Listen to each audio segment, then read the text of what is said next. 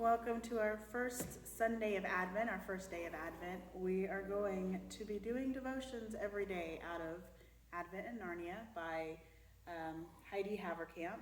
And 4 days of the week, we are also going to be reading a chapter out of The Chronicles of Narnia by C.S. Lewis, The Lion, the Witch, and the Wardrobe. So we'll start today with the first chapter. Lucy looks into a wardrobe. Once there were 4 children whose names were Peter, Susan, Edmund, and Lucy. This story is about something that happened to them when they were sent away from London during the war because of the air raids. They were sent to the house of an old professor who lived in the heart of the country, 10 miles from the nearest railway station and 2 miles from the nearest post office. He had no wife, and he lived in a very large house with a housekeeper named Mrs. Macready and 3 servants. Their names were Ivy, Margaret, and Betty, but they do not come into the story much. He himself was a very old man with shaggy white hair, which grew over most of his face as well as on his head, and they liked him almost at once. But on the first evening, when he came out to meet them at the front door, he was so odd-looking that Lucy, who was the youngest, was a little afraid of him. And Edmund, who was the next youngest, wanted to laugh and had to keep on pretending he was blowing his nose to hide it. As soon as they had said good night to the professor and gone upstairs on the first night, the boys came into the girls' room and they all talked it over. "We've fallen on our feet, and no mistake," said Peter. This is going to be perfectly splendid. That old chap will let us do anything we like." "I think he's an old dear," said Susan. "Oh, come off it," said Edmund, who was tired and pretending not to be tired, which always made him bad-tempered. "Don't go on talking like that." "Like what?" said Susan. "And anyway, it's time you were in bed." "Trying to talk like mother," said Edmund. "And who are you to say when I need to go to bed? Go to bed yourself." "Hadn't we all better go to bed?" asked Lucy. "There's sure to be a row if we're heard talking here." "No, there won't," said Peter. "I tell you, this is a sort of house where no one's going to mind what we do. Anyway, they won't hear us. It's about 10 minutes walk from here down to that dining room, and any amount of stairs and passages in between." "What's that noise?" said Lucy suddenly. It was a far larger house than she had ever been in before, and the thought of all those long passages and rows of doors leading into empty rooms was beginning to make her feel a little creepy. "It's only a bird, silly," said Edmund. "It's an owl," said Peter. "This is going to be a wonderful place for birds. I shall go to bed now. I say, let's go and explore tomorrow. You might find anything in a place like this. Did you see those mountains as we came along? And the woods? There might be eagles. There might be stags. There'll be hawks." "Badgers," said Lucy. "Foxes," said Edmund. "Rabbits," said Susan. But when the next morning came, there was a steady rain falling, so thick that when you looked out of the window, you could neither see the mountains, nor the woods, nor even the stream in the garden. "Of course it would be raining," said Edmund. They had just finished their breakfast with the professor and were upstairs in a room he had set apart for them, a long, low room with 2 windows looking out in one direction and 2 in another. "Do stop grumbling, Ed," said Susan. 10 to 1 it'll clear up in an hour or so. And in the meantime, we're pretty well off. There's a wireless and lots of books." "Not for me," said Peter. "I'm going to explore the house." Everyone agreed to this, and that was how the adventures began. It was the sort of house that you never seemed to come to the end of, and it was full of unexpected places. The first few doors they tried only led to spare bedrooms, as everyone had expected they would. But soon they came to a very long room of pictures, and there they found a suit of armor. And after that was a room all hung with green, with a harp in one corner. And then came 3 steps down and 5 steps up, and then a kind of little upstairs hall and a door that led out onto a balcony. And then a whole series of rooms that led into each other and were lined with books, most of them very old books, and some bigger than a Bible in a church.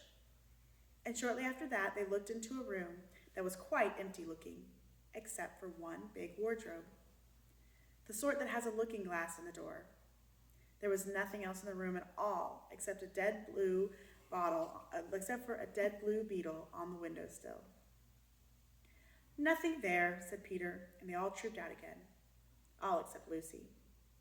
She stayed behind because she thought we were while trying the door of the wardrobe, even though she felt most certainly it would be locked. To her surprise, it opened quite easily, and 2 mothballs dropped out. Looking into the inside, she saw several coats hanging up, mostly long fur coats. There was nothing Lucy liked so much as the smell and feel of fur.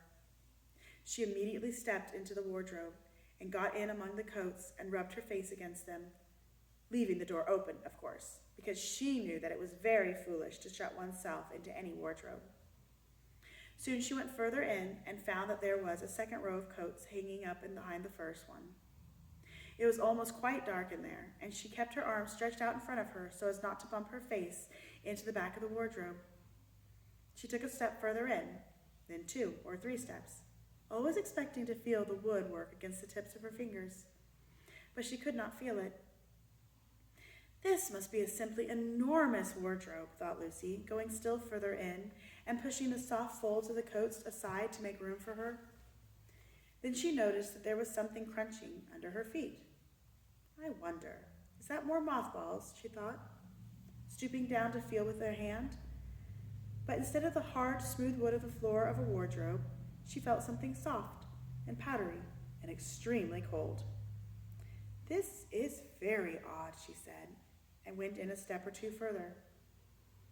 Next she found that she was rubbing against her face and hands was no longer soft fur, but something hard and rough and even prickly. Why, it's just like branches of a tree, exclaimed Lucy. And then she saw that there were a light ahead of her, not a few inches away where the back of the wardrobe ought to have been, but a long way off. Something cold and soft was falling on her. A moment later, she found that she was standing in the middle of a wood at nighttime, with snow under her feet and snowflakes falling through the air. Lucy felt a little frightened, but she felt very inquisitive and excited as well. She looked back over her shoulder, and there, between the dark tree trunks, she could still see the open doorway of the wardrobe, and even catch a glimpse of the empty room from which she had set out. She had, of course, left the door open, for she knew it was a very silly thing to do to shut oneself into a wardrobe. It seemed to still be daylight there. I can always go back if anything goes wrong, thought Lucy. She began to walk forward, crunch, crunch, over the snow, and through the wood toward the other light. In about 10 minutes she reached it and found it was a lamppost. She stood looking at it, wondering why there was a lamppost in the middle of a wood, and wondering what to do next.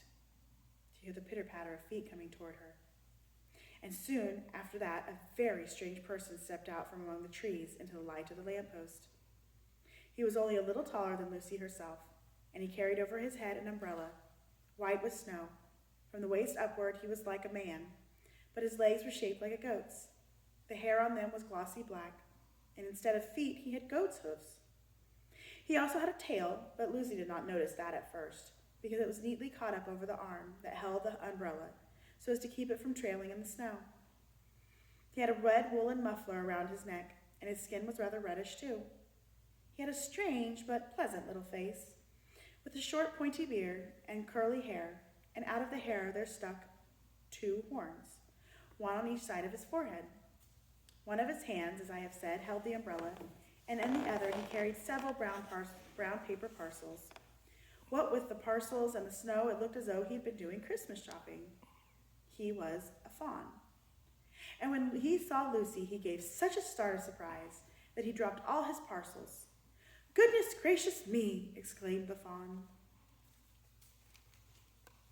Not yet.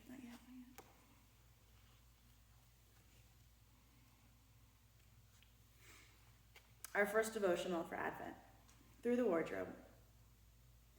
Strive to enter through the narrow door, for many, I tell you, will try to enter and will not be able to. Luke 13:24. Actually, go ahead. I'll edit that part.